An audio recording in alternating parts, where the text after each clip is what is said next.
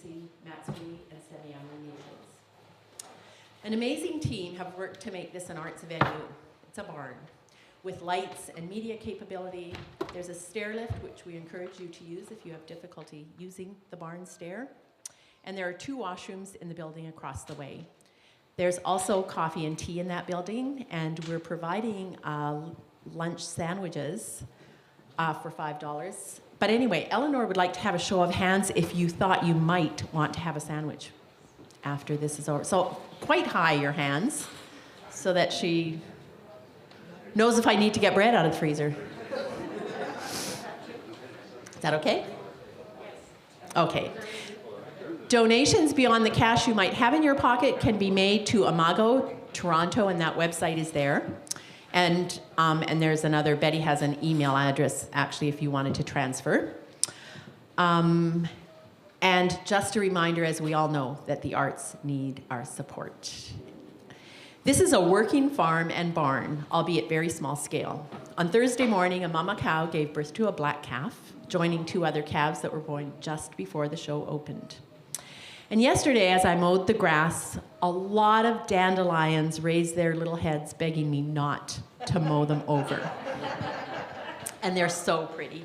And it reminded me that Betty has a dandelion quote in this book. It goes with panel 13, I believe. And it is, my page slipped away. Sorry. There it is. From Thich Nhat Hanh, and this is the quote. The dandelion is there by the sidewalk, or in the grass, smiling its wondrous smile, singing the song of eternity. Listen, you have ears that can hear it. Bow your head, listen to it. As much as we will listen to speakers, musicians, and each other this morning, I also invite you to listen to the creation around us, whether it's the rain on the roof, the birds, or even a cow that sees me walk by and starts mooing because they want to be fed. So it is my honor to welcome Betty, who will in turn introduce our guests.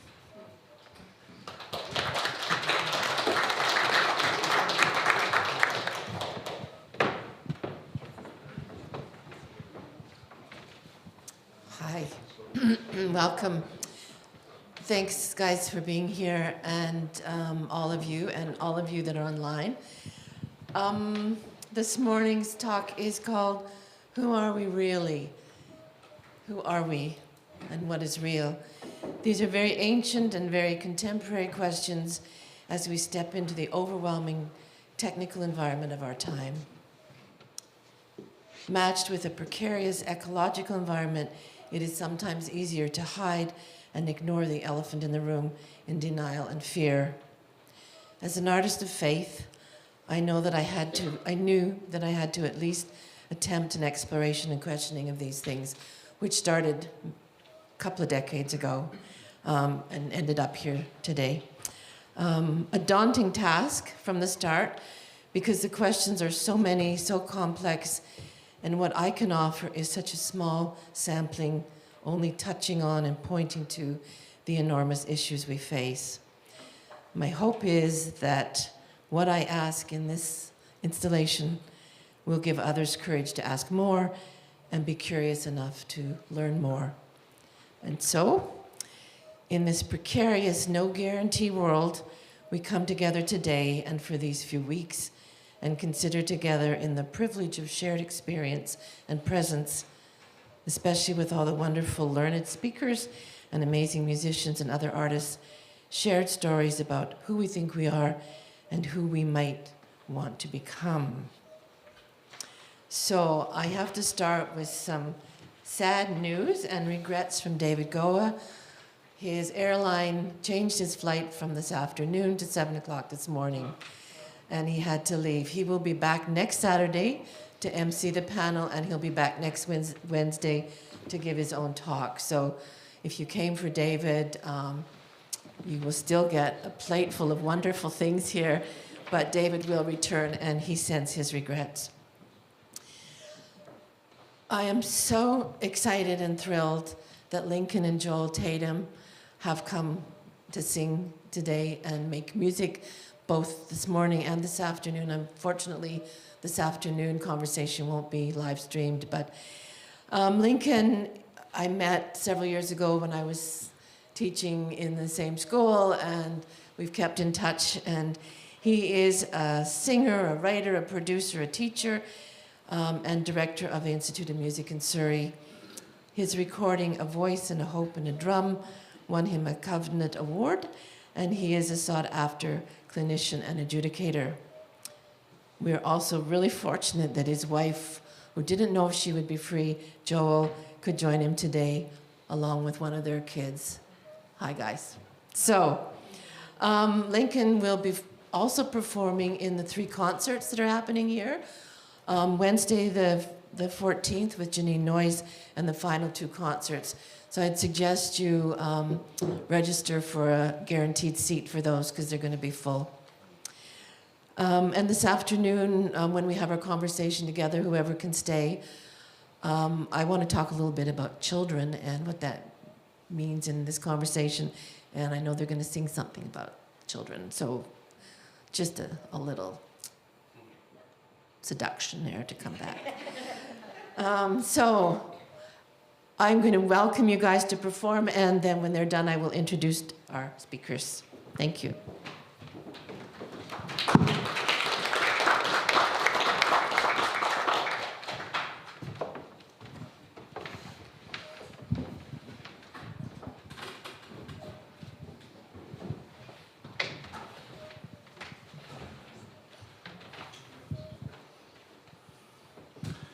Hello.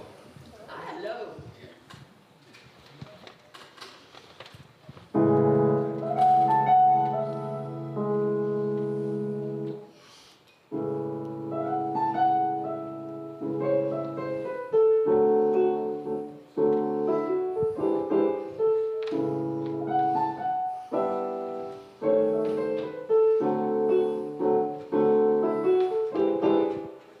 People smile and tell me I'm the lucky one.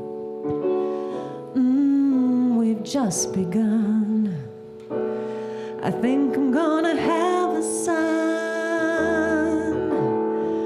He will be like him and me, as free as a dove, conceived in love. The sun is gonna shine above. Even though we ain't got money, I'm so in love with you, honey. Everything will bring a chain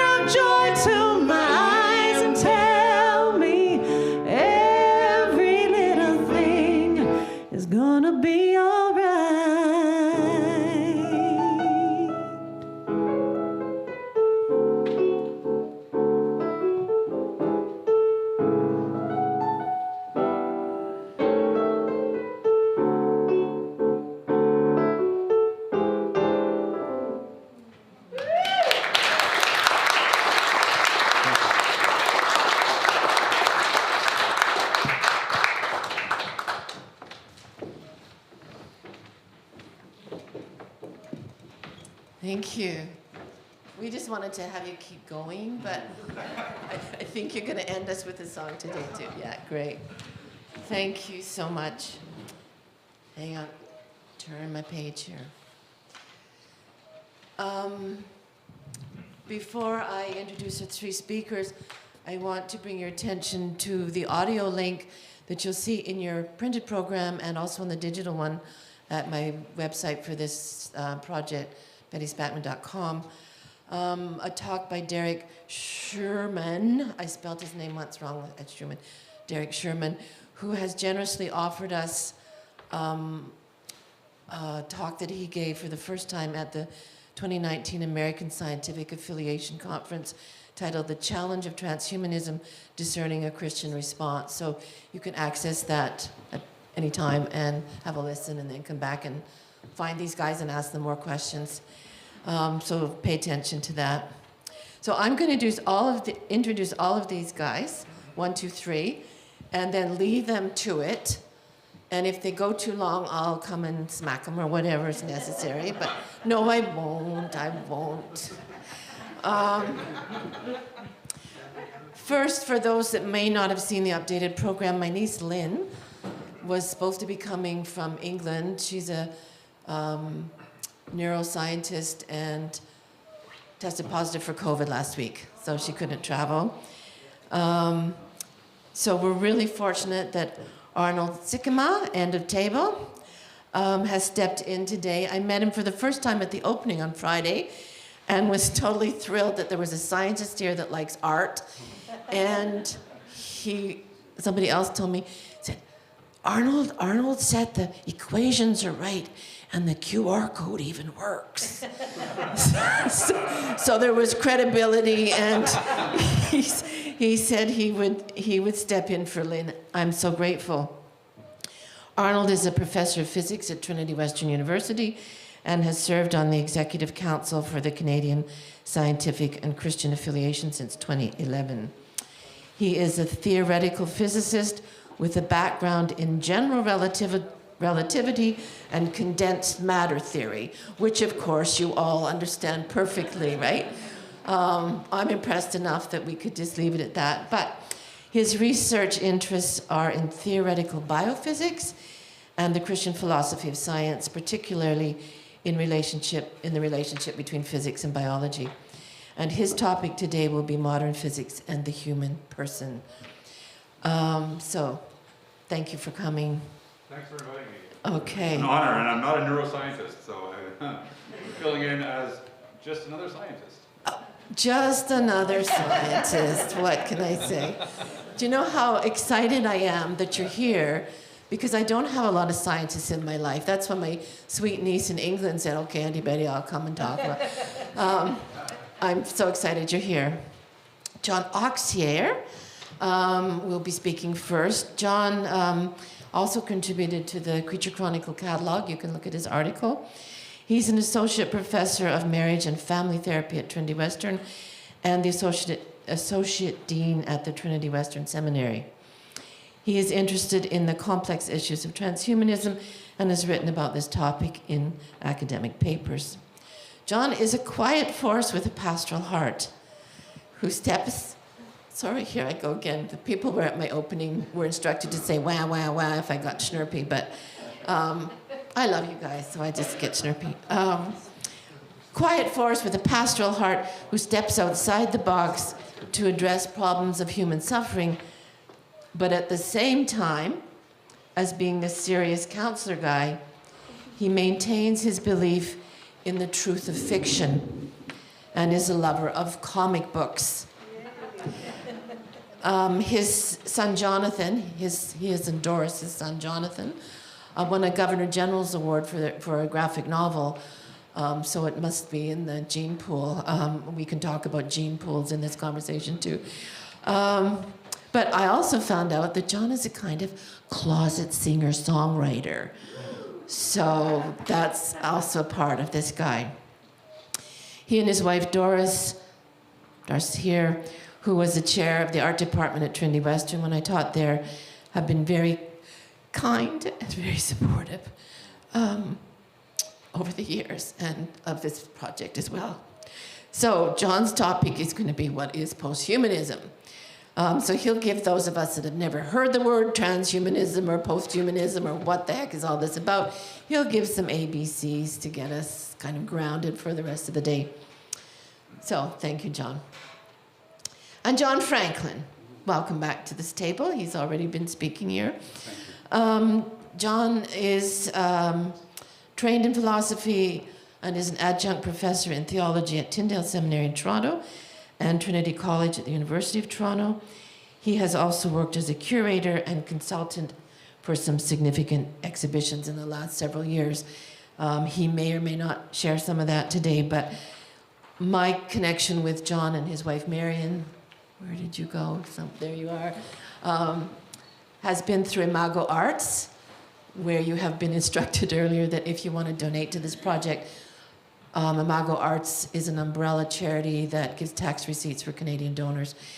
And not just because of that, but because they are some of the few people I know from my, oh my gosh, 40 years of art practice that have welcomed artists, especially artists of faith, and made them feel welcome in a time when some of us were either rejected by the art community because they thought we were idiots to be Christians, or rejected by the Christian community for the same reason in reverse. So John and Marion are also great practitioners of hospitality, and they come with that spirit, and John comes with that spirit as a philosopher to this conversation, and his topic is, from a philosophical point of view, being human. So I will leave you with these three wonderful guys. John Auxier will begin, John Franklin will continue, and Arnold will tell us about relativity and matter and science stuff at the end. Thank you, guys.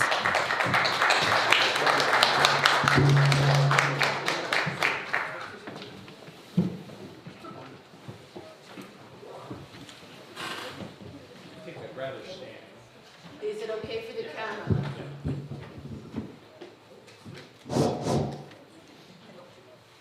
Tasting. And Arnold, I think I wanted you to know that I have been, growing up, I read a lot of condensed matter in Reader's Digest volumes that were published. Condensed literature. I think that you and I have a lot to talk about. Am I going to wait for the screen here? Should I set aside? You know, you guys should shuffle over because I'm going to stand up. So slide over a little bit. Okay. Sure. I just want to make sure. Do I point it at you or the screen? Okay. Cool. So we're just going to do a kind of a quick romp through the world of transhumanism, and it relates also to another overarching term, which is post-humanism. So we'll touch on that, and there might be more to say as we go along about it. But this is actually focused on transhumanism per se. So it's a movement that advocates the development and use of new technologies to improve human capacities and enhance human lives. It's also popularly known as H+. That's kind of a well-known abbreviation for it. How many of you have heard of transhumanism before? Okay, maybe about a third of the folks. So in contrast to post-humanism, it asserts the importance of human beings as a unique and valuable species. So if you look at something like the Transhumanist Manifesto, it's really focused on how human beings have got to transform themselves and got to evolve further, and can't rely simply on random evolution to do that. That they have to seize control of evolution to move forward because human beings are really important. That's a contrast, I think, with post-humanism, which is actually, I think, opposed to humanism and is anti-human in some cases, even though it's not always recognized as such. And in some ways, then, transhumanism is an extension of historic philosophical humanism, and which says that human beings are important and they're the center of things. Transhumanism in popular culture comes out in all sorts of places, especially when you think about, it's often been pointed to around 1963. A great example is the invention of the X-Men by Jack Kirby and Stan Lee. And so what's it all about? It's about a group of children who are exhibiting fantastic powers because of mutation. And it's that kind of idea, the next step in evolution. So you get this in comics a lot, you get it in science fiction, even Captain America, many of you have probably seen that film or some of the films related to him, but Captain America's backstory is he's a super soldier, so he's been treated with some kind of, gadget combined with a super serum to make him a super soldier. So it's all about augmentation and enhancement. Science fiction, it's Donovan's brain down in the lower corner. 1950s classic, and then you've got the classic Outer Limits episode where a guy's evolved into a future type of man, and it's envisioned that he'll have great telekinetic abilities and a huge brain. And then you have Slan, which is a classic from the early 40s in the science fiction realm. Again, all picturing what happens in the next step of evolution for human beings. So it's not entirely a new idea. Certainly a long range has a lot of connections to lots of science fiction, literature, and so on. It's been a hot topic. You have, these are kind of just examples of cover stories. It was in foreign policy in the early 2000s, there was a famous series of articles about the world's most dangerous ideas written by various philosophers. David Fukuyama wrote about transhumanism, which he thought was actually highly problematic for a number of reasons. And we'll talk about that's why some of the drawbacks there. And so you can think about it broadly as augmentation of human abilities of any sort. So here you have an artist who has sewn into his skin a particular device that he carries around with him as kind of development of cyborg type of technology, which Betty alludes to in her wonderful paintings. You have DARPA, on the other hand, which is, of course, the world-renowned center for research for various technological projects, often connected with military applications down in the States. But they've also did a huge amount of work helping develop replacement limbs for people who have lost them. And so there's an example of kind of enhancement, again, through mechanical means. Huxley in '57 wrote a famous essay where he kind of invented the term transhumanism and suggested it as something to be thinking about philosophically. Other leading advocates of it, Ray Kurzweil, who is a chief engineering officer at Google and one of the most famous inventors in the world, invented the optical drive. And a whole slew of other patents. He's known as maybe the leading inventor of the 20th century. And he works for Google. Natasha Vita-More is very big in life extension research and work. And then you have somebody like Nick Bostrom, who's a philosopher, who's been a key person organizing the World Transhumanist Association and things like that. So this is a diverse population, lots of different views and versions of this dream about human beings. And so I've kind of classified them into three categories: cosmic transcenders and libertarian individualists and civitas equalizers. And so those would be kind of three types. So I'll take a quick look at them. The cosmic transcenders are kind of looking for a big bang type of evolutionary leap. So they would like to figure out how to jumpstart evolution and really move it ahead. And so you can think about Kubrick's 2001 here with the monitors coming down, and they're jumpstarting evolution with the ape population and somehow creating the human race out of that. In the case of cosmic transcenders, they would usually, many of them would refer to this as the singularity. So how many of you have heard that term before, the singularity, by any chance? Some of you have known about this before.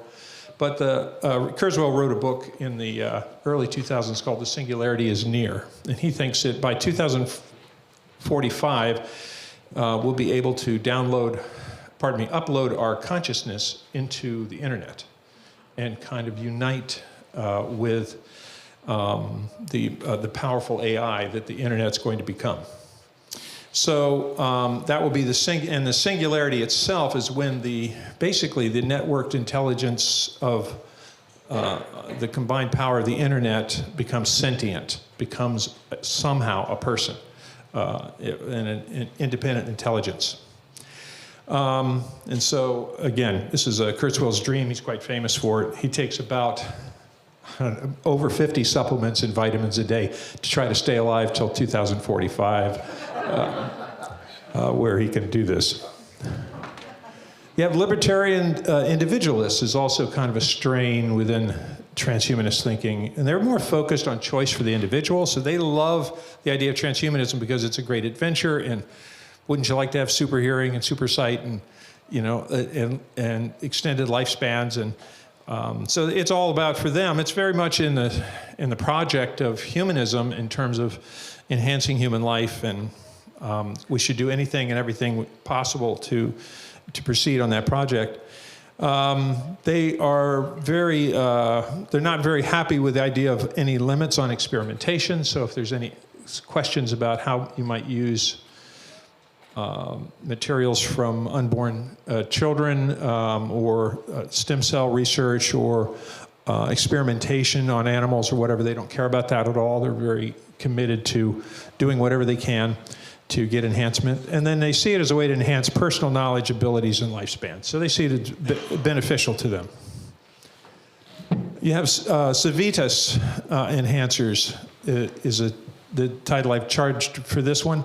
And it's they share the same optimism over human enhancement. They're more ethically concerned about some of the implications of transhumanism. There's more of a community focus, not strictly individualized. There's a big breakup in the World Transhumanist Association over this issue. They kind of really divided between the libertarians and the Civitas group. One of their concerns, and this is one of the voiced concerns, it was a concern of Fukuyama back in the Foreign Policy article in the early 2000s, is that what happens if you develop an enhanced elite? And because it's costly to receive these enhancements, what happens if I figure out a way to pay to have my children have 20 more IQ points than your child, and you can't afford the treatment? So do you eventually form a caste society with the more enhanced at the top and they're concerned about that. So their concern is about access to whatever technology develops for everybody. So some of the major themes in transhumanism, and how am I doing with time, Betty? I don't care, it's great. Okay.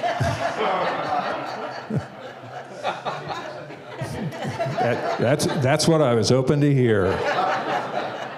And I rarely hear that. So life extension is a huge emphasis. And there's a whole bunch of people who have really boosted this. 3 typical approaches: biological immortality, using supplements, gene therapy, organ transplants, and so on. You think about this in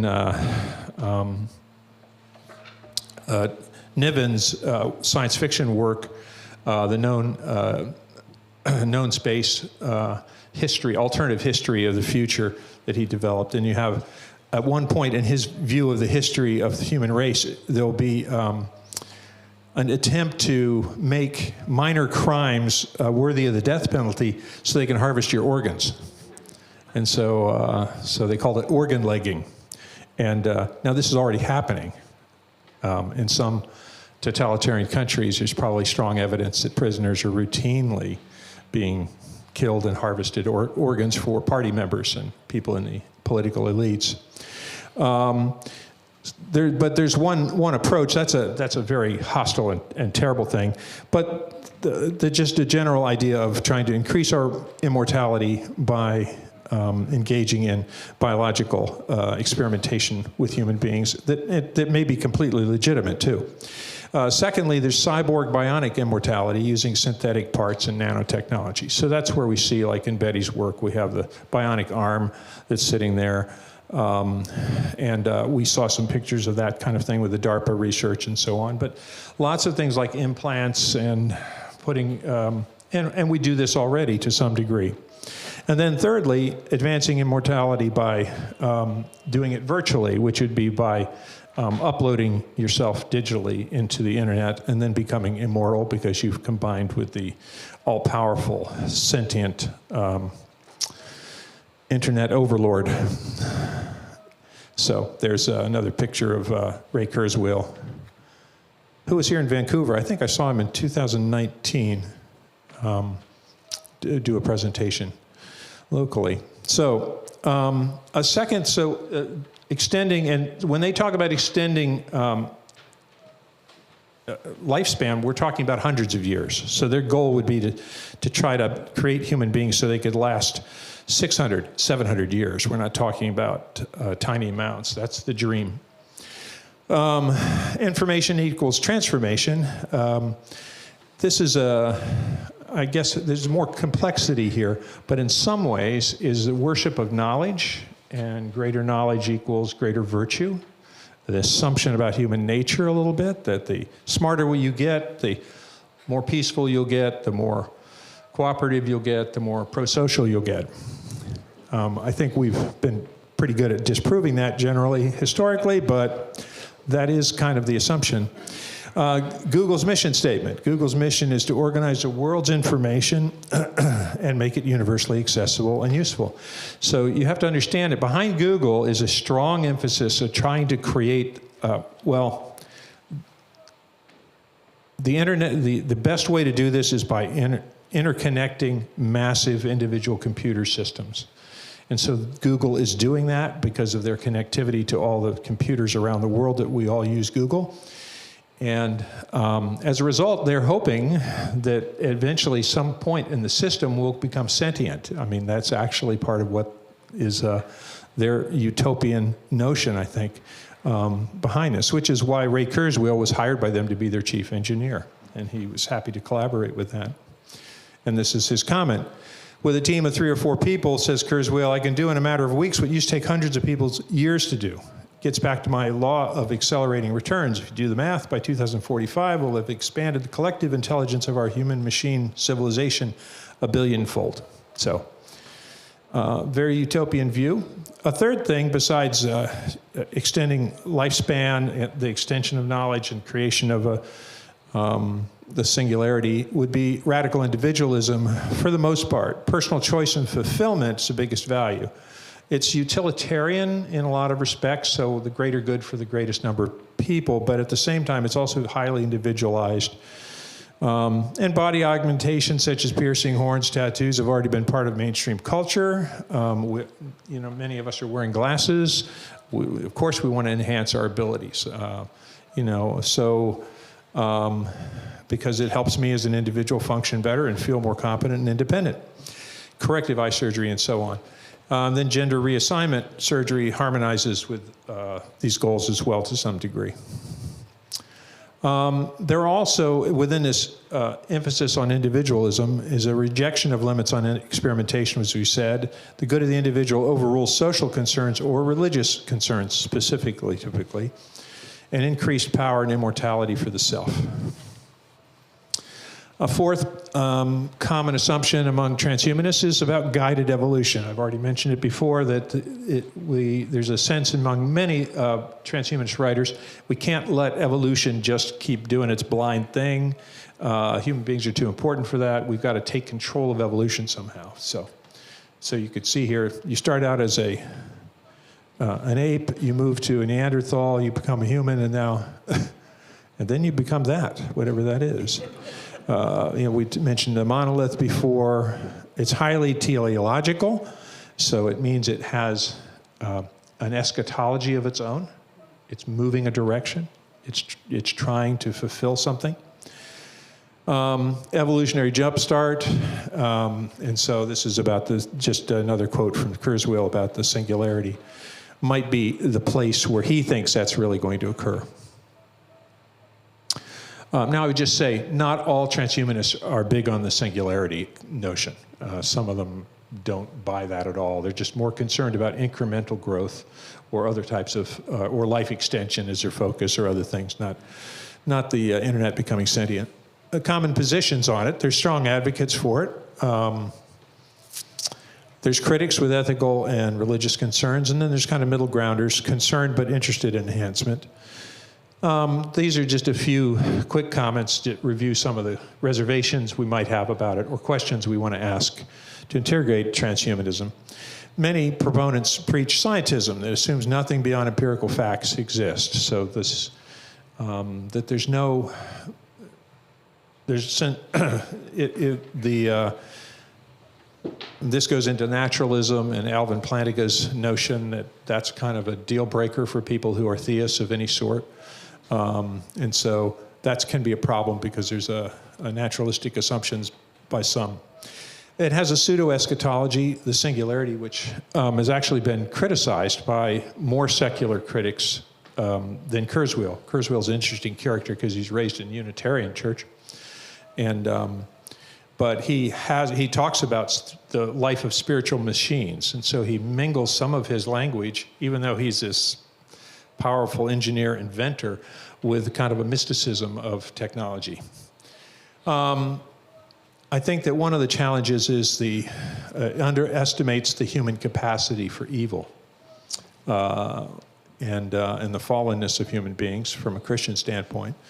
Disparages the finding meaning in disability, suffering, and aging. If a lot of the transhumanist writings are really, we've got to overcome aging, and we've got to overcome, we've got to eliminate suffering. And I really enjoy a good bout of suffering personally.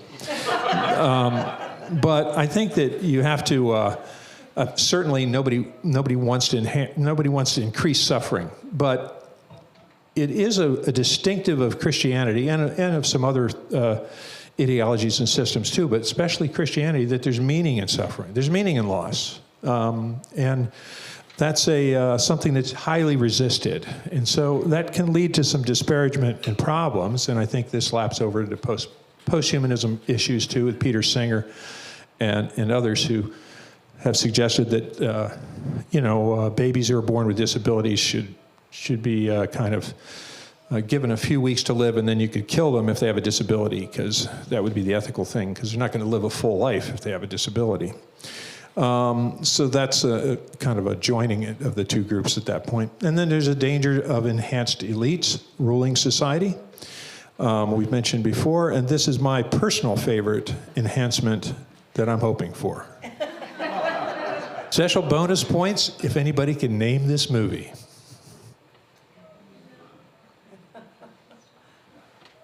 All right.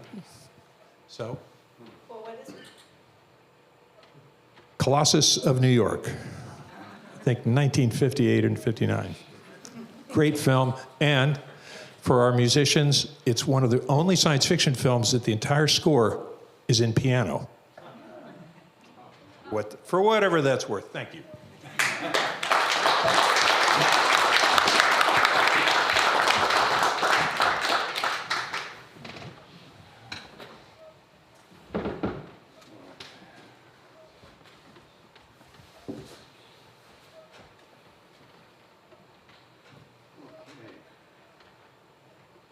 So my task is, what shall I say, a daunting one. Being human, what's that? Oh, well. So be assured from the outset that I'm not going to give any kind of full answer to this question, but what I'm going to do is sketch some things that I think are entailed in the notion of human. And I fear that some of them are going to be lost in the efforts to move through transhumanism to posthumanism. So I think that's an issue. So psychologists often speak of an identity crisis where we're not sure who we are. And one could say that currently, in Western culture, and indeed perhaps beyond and around the world, we're experiencing an identity crisis. We don't know who we are. I'm thinking particularly of our efforts to sort out what it means to be human. may not be too much to claim that this is the central and most urgent question of our time. What does it mean to be human? Because in answering that question, you get a direction, you get guidance, you get answers to a whole lot of other questions. If you answer the question, what does it mean to be human? Are we simply animals and nothing more? We used to ask. And now we wonder if we're simply machines. Is the brain just a sophisticated computer? Or can we be programmed like any other device?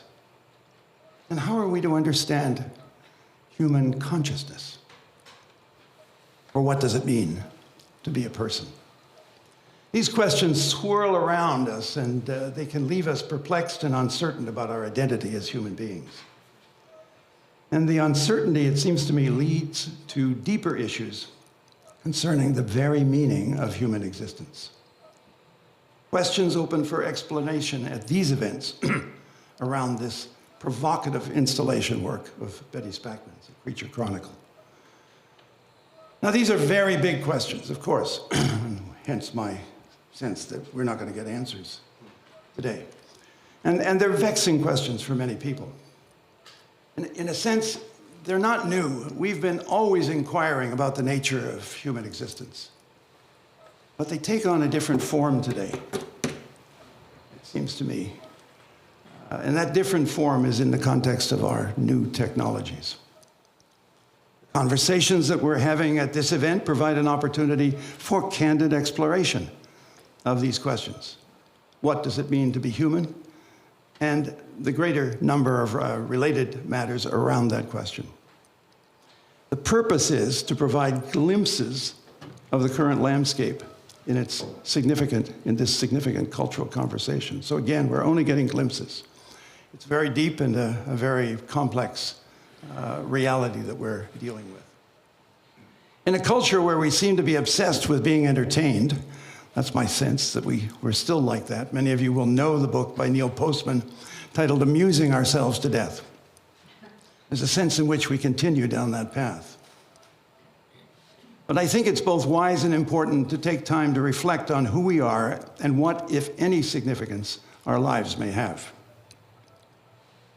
Are we trapped in a wasteland of ultimate meaninglessness? Are we soon to have a diminished role in the world, outdone by the things we're creating? Or are we participants in a rich and meaningful environment in which we may discover deep significance in life? And the options, of course, could be multiplied. And something else we may ask is this: are we at a time that inspires great hope, or in a world that feeds the fear of an uncertain future? I know which world I'd prefer, one that inspires great hope. But I wonder if we might be in this other world that feeds the fear of an uncertain future. And we're scrambling to give it some sort of meaning and predict it. What is clear is that the terrain is changing. Best-selling author Yuval Noah Harari provides a narrative describing how humanity is on a path from Homo sapiens, the subject of his first book, Sapiens, to Homo Deus, the subject of his second book. From mere mortals to a more godlike stature. That's where we're headed. He notes that humanity's pursuit in the 21st century will be for immortality, bliss or happiness, and divinity. That's what we're looking for, says very widely read author Yuval Harari. Here's what he writes. He writes, once technology enables us to re-engineer human minds, Homo sapiens will disappear. Human history will come to an end, and a completely new kind of process will begin, unquote. And he notes that it's a process, and I quote again, that people like you and me will not be able to comprehend. So it's just going to be so beyond us that we won't get it. We heard a moment ago about, 100 million times more knowledge. I take it that knowledge in that case is really just information, so there's an issue there as well. Harari is just one voice among many who are intent on alerting us to dramatic changes already underway. Whether those voices have perceived things correctly is, of course, a matter of debate. Some of you will know of Sophia, the robot, who's made a number of appearances at conferences in various parts of the world. Are you familiar with Sophia? No, not many of you? Well, you can find her on the internet. She's interviewed often. It's a robot created by the Hanson Robotics, is it? I think it's a Swiss company. I'm not 100% sure. But Sophia was, in 2017, was interviewed at a conference in Saudi Arabia, and the Saudi Arabians decided to give her citizenship in Saudi Arabia. Now, I think it's a bit of a publicity stunt, but she has citizenship, Sophia, in Saudi Arabia, this robot. And she answers questions in a lovely way. Have a look at Sophia. However, if you read the little book by former Anglican Archbishop of Canterbury, Rowan Williams, titled Being Human, one will get the impression that much of the discussion about dramatic changes in the landscape of how we understand what it is to be human rests on a number of assumptions that are open to serious challenge. So for my remarks today, I'm drawing on that little book by Rowan Williams and some other things that I've been thinking about over a good while and other resources, but Rowan Williams is going to be fairly central. So in the few minutes I have, I'm going to offer brief comments on some qualities or characteristics that seem to me to be essential to our humanity and to provide a perspective on the subject of being human. So to begin, I want to note that our humanity carries with it great mystery. We've forgotten that. Our humanity carries with it great mystery. One reason we've forgotten that is that we're so intent on giving explanations for everything. We want to be able to explain it. And if we can explain it, then perhaps we can control it. We can manage it. If we can't explain it, what are we going to do? So mystery for many in our contemporary culture is not a comfortable place at all. But I'm wanting to say that there is great mystery in being human. So that's unsettling. The idea that there's great mystery is unsettling in a world that wants to measure everything and control it. One element in the mystery of our humanity is consciousness. That's a perplexing matter. Perplexing to the scientists because they're not quite sure what to do with it.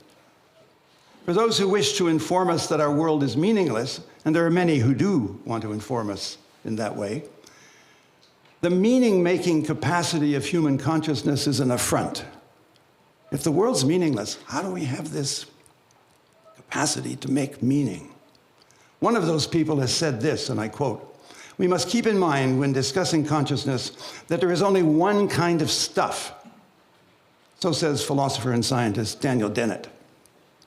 To contend that consciousness is simply matter and operates like a machine leaves us with the question of how we are, as human beings, self-aware. If it's just stuff, like it's just matter, nothing else, how are we self-aware? How might the machine consider itself? Right? How do we consider ourselves if we're simply machines? Or how do we reflect on our activities?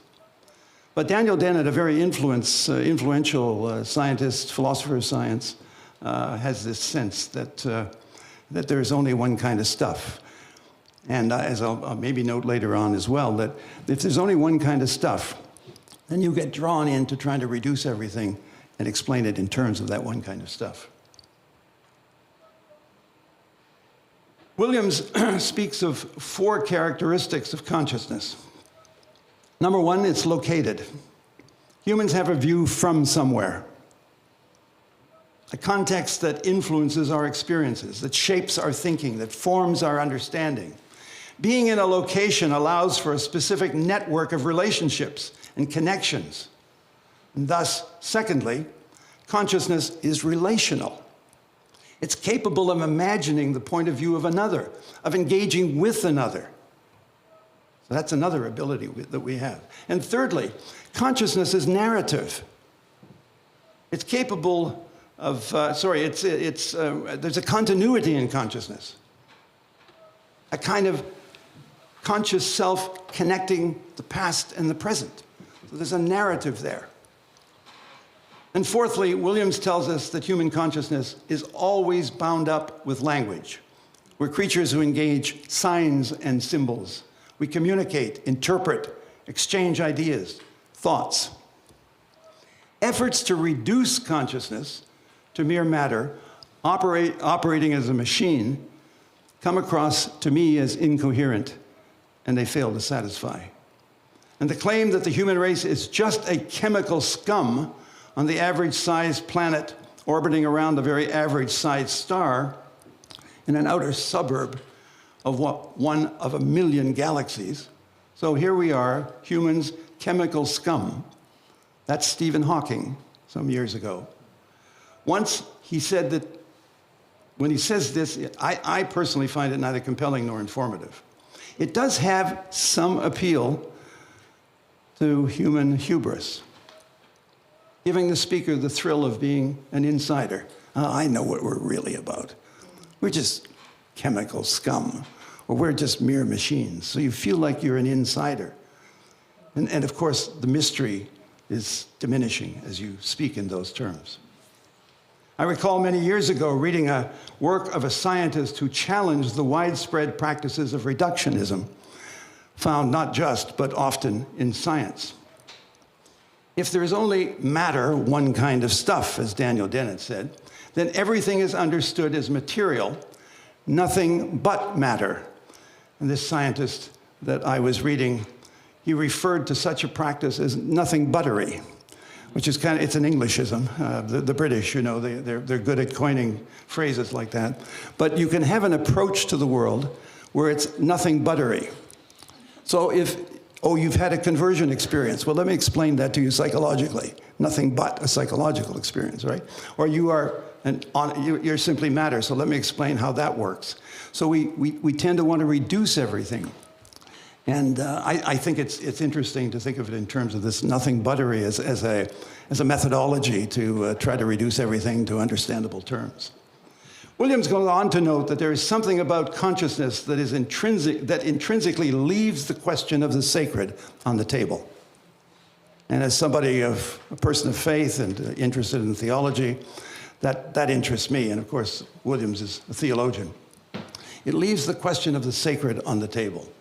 When we consider human capacity for receptivity to receive things, for cooperation, our sense of limit, boy, I can't do everything, our incompleteness, we need other people, and all of these things, that's good soil for reflections on faith.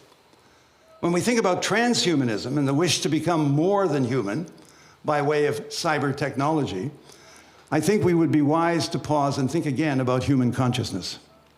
And what about human consciousness and the mystery of human consciousness?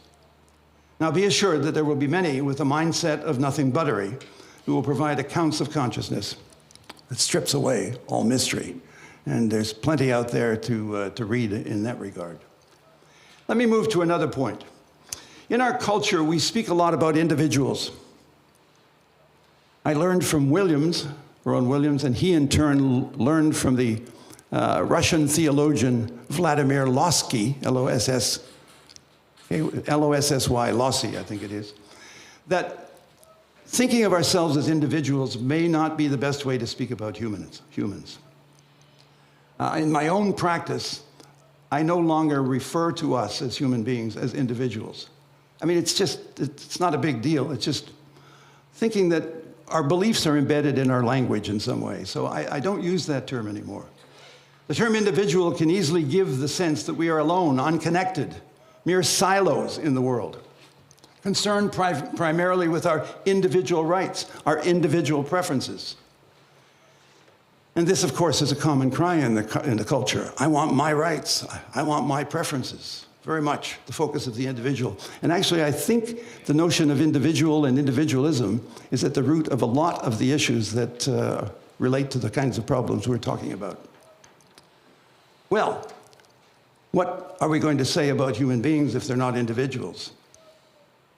persons. Person suggests that we stand in the middle of a network of relations. We are persons. Our relations are family, friendships, community. Being human is person in relationship.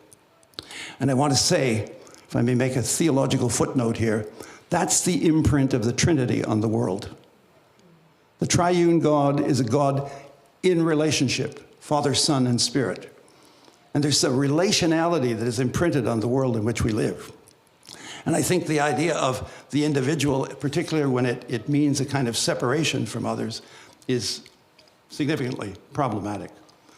Our most radical punishment is what? Solitary confinement. Take away all the connections. You strip away every opportunity for relationship. As I write this, it occurred to me, I was writing it in the past couple of days, it occurred to me that technology nudges us, I'm not saying that it lands us there exactly, but it nudges us to a place of aloneness. Is it Sherry Turkle or Sharon or Susan or anyway? She has a book called Alone Together, right? We're aloneness. So technology nudges us to this place of aloneness. And I say this fully aware that cyber places like Facebook are said to keep us all connected, but I'm not so sure. Number 3, being human means having the experience of longing. Longing. And the list of things that we long for, well, lots of things. Beauty, truth, and goodness are among them. And of course, the transcendent. What is it that might be beyond us? And humanity has, from its very beginnings, had this experience of longing, a kind of inherent dissatisfaction with the way we experience the world, and a sense that there is more. There is more. Not that we can grasp it, but we sense that there is more, and we reach for it and reach for it. Or perhaps, as we do currently, we no longer reach for it. We say, I know how to get there, and here's what it is. Then I think we lose some of that longing because we think we've arrived. So this inclination to reach beyond ordinary life, believing that there is something more, I think is inherent to our humanity. I think this may be at the heart of what the Greek philosophers were talking about, Plato, Aristotle, and others, when they were saying that all philosophy begins in wonder. Well, wonder is a kind of longing where you're looking, oh, say, what's really going on there?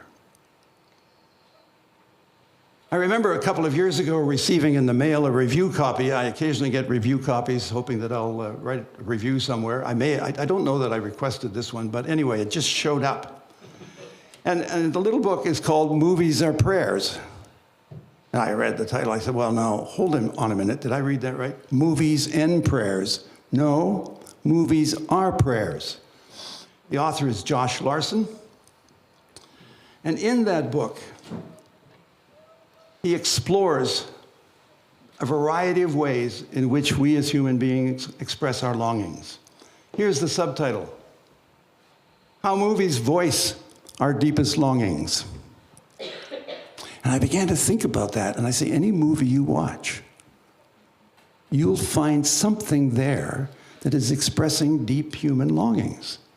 I think it was Martin Scorsese said, all my movies are prayers, all my movies are religious. I don't want to trivialize this point, but Fred Astaire and Ginger Rogers, I'm in heaven. I'm in heaven dancing cheek to cheek. I mean, it's a kind of longing, right? But in much deeper ways, I think many of the films and the ones that John was mentioning, they're going to be expressions of human longing. So I get that, and I think human longing is a form of prayer. So eventually, it was not such a stretch for me to think that movies are prayers in some way. So it could affect the way, if you take this up, the way you see movies from here on in. Number 4. Such an account, the idea that movies are prayers, such an account fits with the idea that we are liturgical beings. This view has recently been expressed by a Canadian author, J.K.A. Smith, someone I expect many of you are familiar with. I'm thinking of his book. In fact, it's part of a trilogy, but the book is Desiring the Kingdom. He challenges the common view that we're primarily thinkers, And he says, no, we're primarily lovers. And he asked the question, and this is Augustinian, so it's not new with Smith, it's St. Augustine. What if what was really important in your life and in your education is not what you think, but what you love? What if that's what's really important? So it shifts it from our humanity, the focus from intellect to desire, to heart. And I think there's something in that. We've been deeply influenced by Cartesian thinking. That's the guy who said, I think, therefore I am, right? And so, oh, well, humans are thinking beings. Reason is predominant.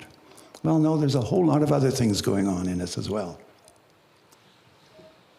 So it seems to me it's fundamental to our humanity to say that it's not necessarily reason and thought, but desire.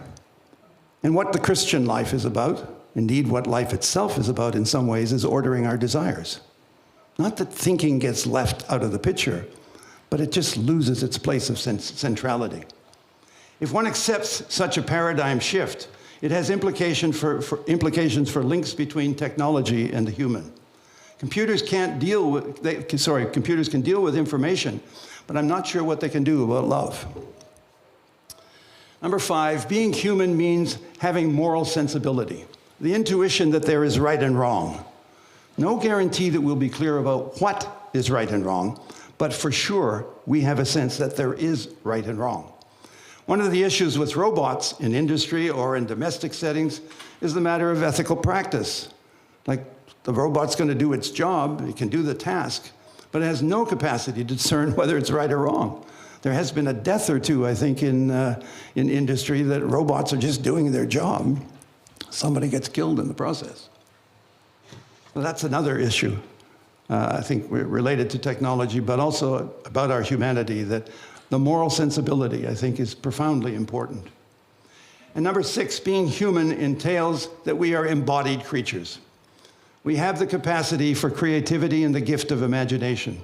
Now, I have no time to go into this, but I want to suggest an important book, at least I think it's an important book, by Ian McGilchrist. Some of you may know of it, The Master and His Emissary. It's a valuable resource for considering how we know. He provides an account of Western history through the lens of left brain, right brain. Left brain is the analytical side. Right brain is the creative side that pulls things together. This is very, very oversimplified, of course. So it opens us, at least McGilchrist seeks to open us to holistic knowing, not just the narrow knowing of reason. And of course, you can know through your body, not just through the intellect, this abstracted knowing, but you can also know through your body. And that's particularly true in the practice of crafting things and making art. The emissary, just by the way, is the left brain. That's reason that goes out and picks up the data, the bits and pieces. The master is the right brain that brings it all together and imaginatively organizes it and makes it into something meaningful. The master and his emissary. Well, that's essentially all I've wanted to say about being human, but I hope there are some threads here that you can pull on and that we can have further discussion about. So thank you very much.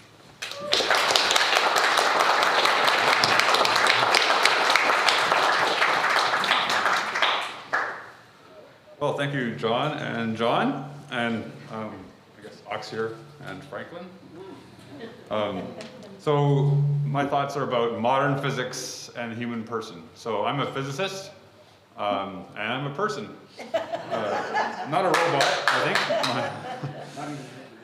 Not even an individual. I'll actually get to that. There's a lot of connection between what you said and what I'm planning to say. So, in fact, I want to just reflect a little bit, even before I get going, about how, Betty, you were talking earlier about how being a person of faith in the art community, both of those communities don't understand you. Your faith community doesn't understand you as, how could you be an artist, and your artist community doesn't understand you, how could you be a person of faith? And the same, I find, is true in science.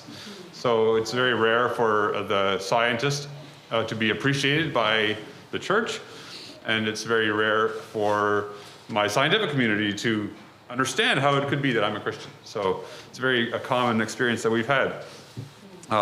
So I have some remarks about things that relate to modern physics and about being a human. And the 4 key words that I'm going to be addressing are reductionism, coherence, indeterminism, and emergence. And some of these things were already bubbling up in what Franklin was saying here a moment ago.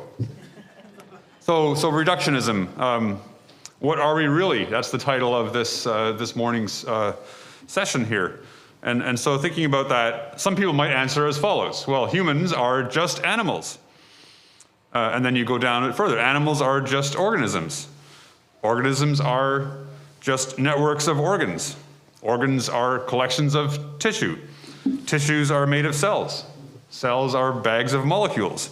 Molecules are bonded atoms. Atoms are nuclei with electrons orbiting them. Nuclei are made of quarks, or protons and neutrons, each of which are made of quarks. And quarks are point particles, or maybe they're resonances of some kind of string. In each case, each of these statements is somewhat true. But in each case, we're also missing something significant every single time, all the way down. And this actually connects with what John was saying here about mystery. That is, it's hard to pin down what really we're missing in each case. So when we say that animals are just organisms, what's missing when we identify, when we want to critique that? What is it that we're missing when we say humans are animals? You have biology courses which can apply equally to a person as to a cow. But yet there's something different going on. And the biology course can't actually tell you what it is about being human that distinguishes us. So we lose something by this nothing buttery that Donald Mackay in his used a lot as a very useful knockdown, really, and pejorative responding to this idea of reductionism. So I want to talk a little bit about quantum field theory and what it tells us about what an electron is.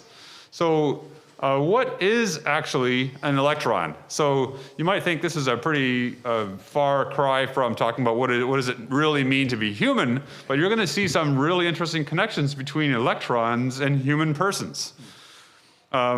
So what is an electron actually? Well, an electron you might think is like a small particle. It's got charge, it's got mass. It can interact with other things. It can orbit around a nucleus and make up an atom. It can be involved in bonding to make molecules, etc. And it has various properties, the spin of the electron and things like that.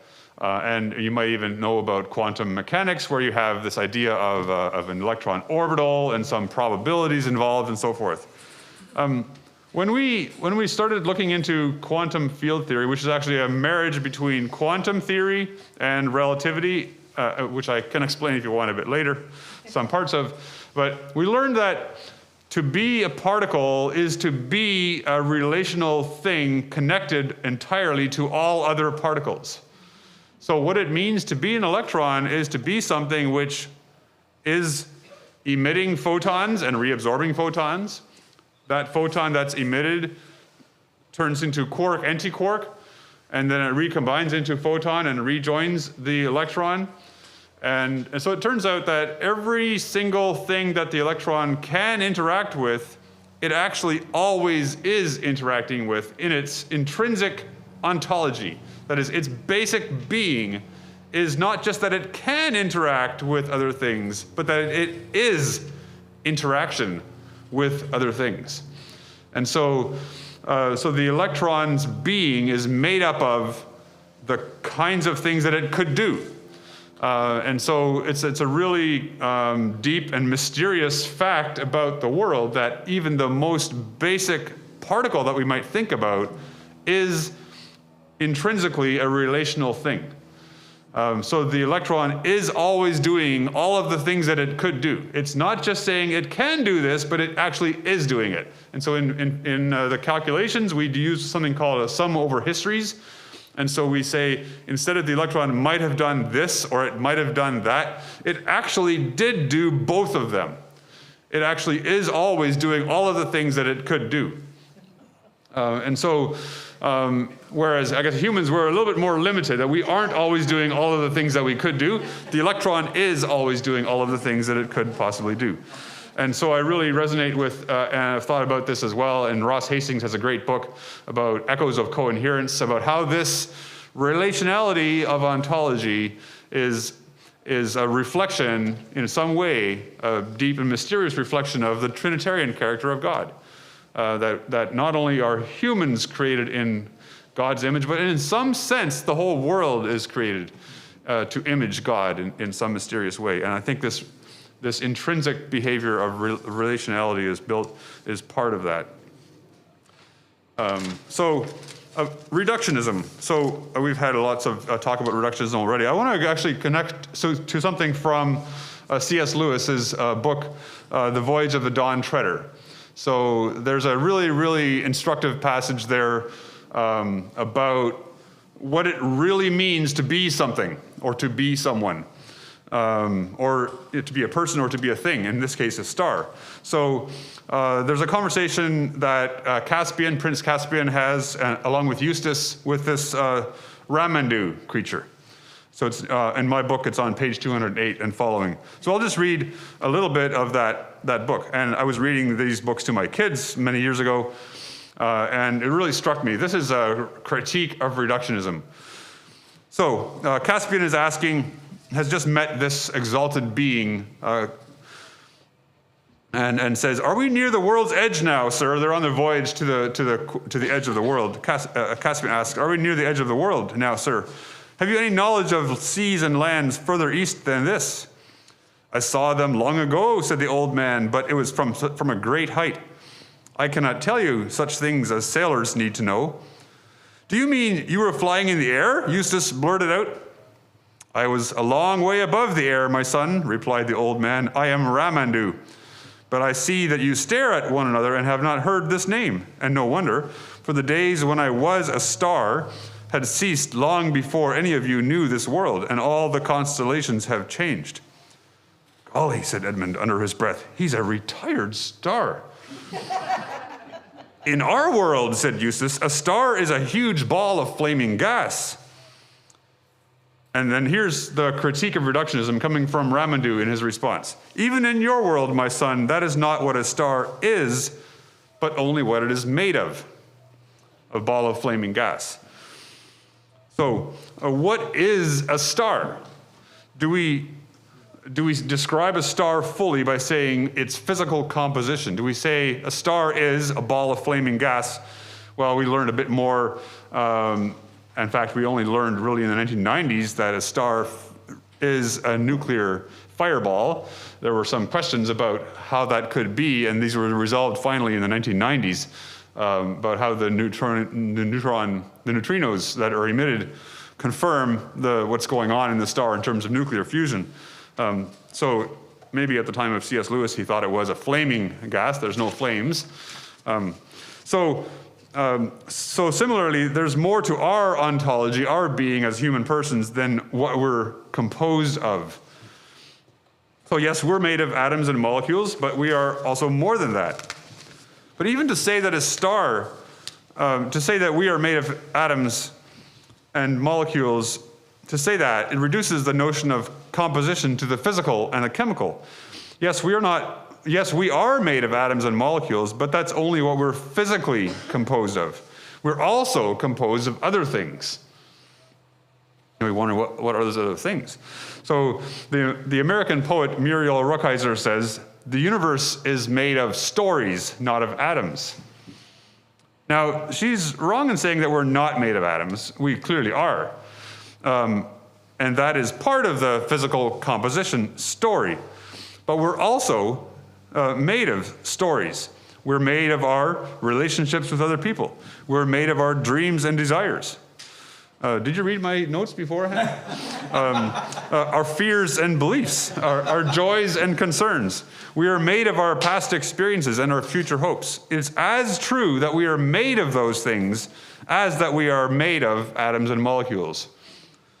So the lesson of this is that we should not equate the concept of composition, like what are we made of, with only the physical composition. Physical is one aspect of composition. There's many other aspects of composition. It's true that these other aspects of our composition, our ontology, our being, these things describe in part how it is that we as humans transcend the physical. We're more than our physical, chemical, and biological origins and structure. We go beyond.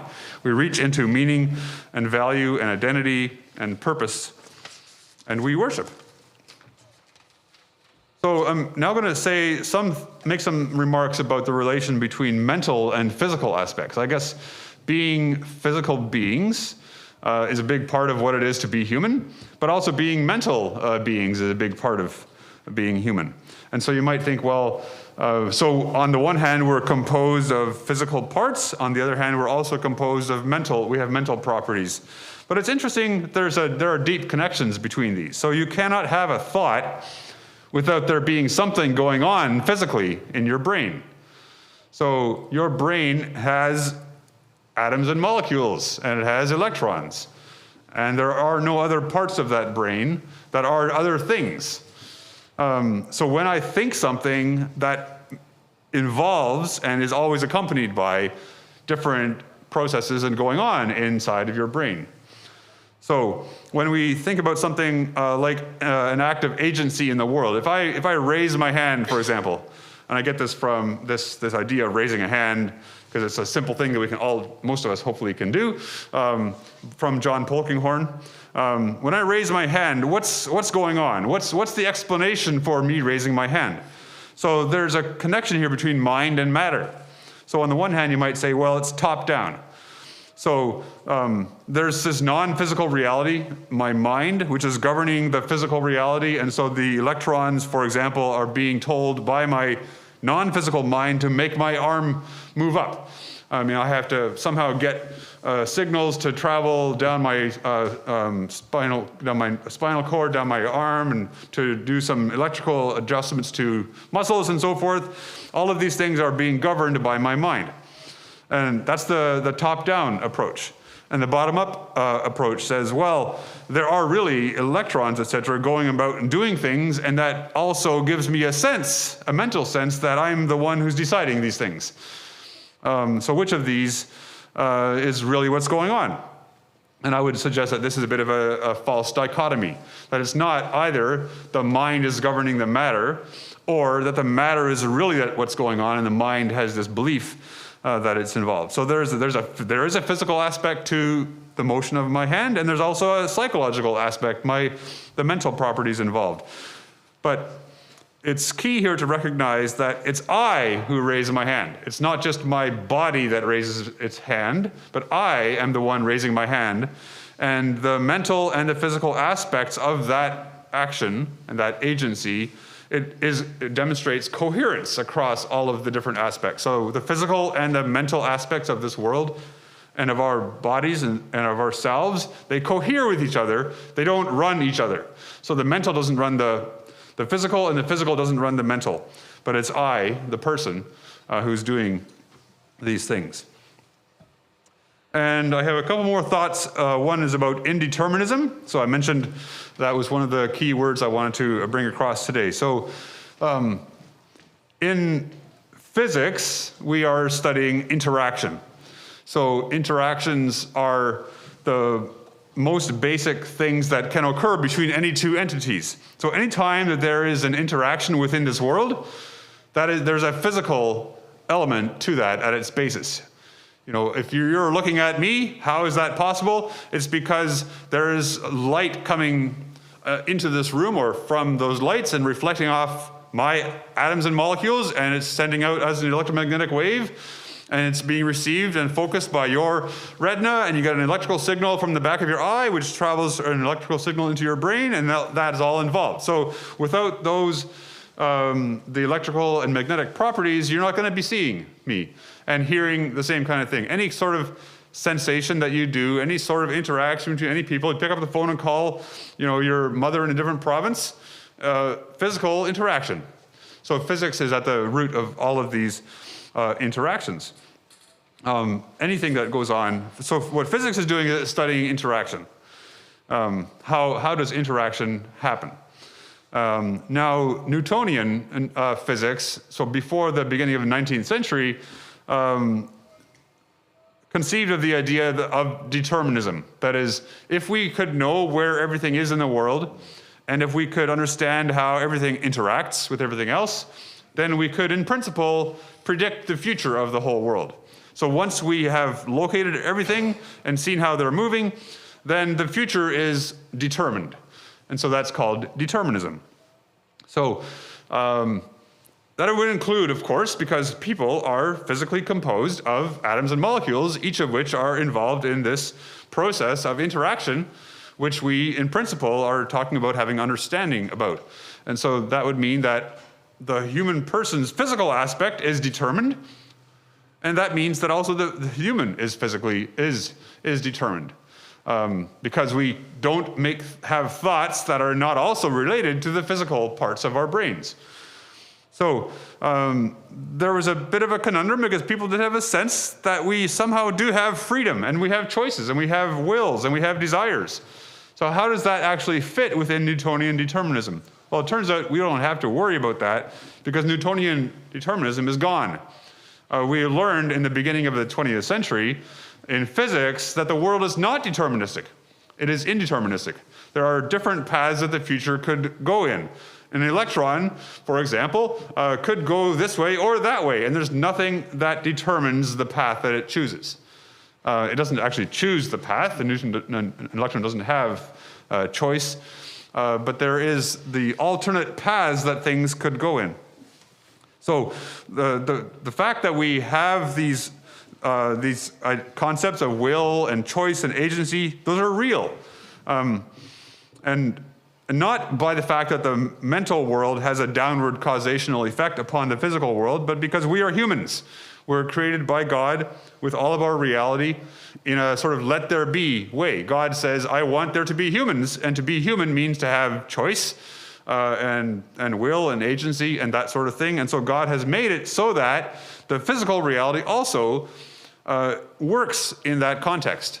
So if the physical reality truly was deterministic, we would be in trouble because there couldn't be humans, true humans. And to be truly human means that there is going to have to be indeterminism. And so, in a sense, we're saved from this conundrum by the reality of quantum physics, which says that even at its most basic level, the particles of this world have alternate paths that they could go in. Now, how does that actually work in terms of our brain and our mind and so forth? That's, we're still, neuroscience is in its infancy. We really have very little knowledge and understanding of how the brain works as a biological organ. But it's interesting that quantum physics is one of the places, there's others, we can get into that, chaos, for example, that exhibits indeterminism, and the molecules of biology are of the right scale that they could be influenced by that indeterminism. They could exhibit indeterminism, and also the molecules are right at the scale where biology functions and even where thinking happens. So when we are thinking, we are engaging things at a molecular level where indeterminism is possible in principle because of the physical indeterminism that those things exhibit. So there's something about that scale of where things are happening which makes it all work out. So the last thoughts I have are about a concept called emergence. Emergence is a tricky field, and it means different things to different people. But here's an example of emergence. So water is wet, but water molecules are not wet. So a single water molecule, H2O, is not wet. In fact, it means nothing at all to talk about the wetness of a molecule. It only makes sense to talk about wetness once you have enough of them. And it turns out that if we knew everything about the water molecule, which we maybe kind of closely do by now, and if you know everything about how water molecules can interact with other water molecules, you will still never be able to predict the concept of wetness. Wetness is an emergent property. It is a new kind of thing that comes into play when wholes are formed from parts. So the parts don't have the property. Knowing everything about the parts will not enable you to predict the property that arises. So it's totally insufficient to know, knowing about the tiny things does not tell you what the big things are going to be. And so one other remark I just want to make is about this, and you were talking about longing, John Franklin. And interestingly, I think this has something to do with a philosophical concept in Reformational philosophy called anticipation, where if we have the physical world, if all we had was a physical world with no biology, which our world does have biology, but the physical world has all of the features that the biological world needs. The physical world doesn't need another kind of substance or matter or new basic laws of how things ought to interact, but all of the properties are exactly right so that the biological world can come into being. So in a sense, you could say the physical world, especially even maybe I would suggest through its indeterminism, is brimming forth with possibilities, is anticipating the possibility of there being a biological world. So it's one of the facts about this world that God has created it in such a way that all of the capacities that any kind of created thing needs are present, and those things on their own would sort of anticipate or brim forth with possibilities to bring about the next level of things, which is in a sense related to emergence. So what is a human person? What are we really? I mean, there's a lot of mystery there, but there's also some really interesting thoughts about connections between modern physics and being human that I hope to have conveyed to you today. So, thank you.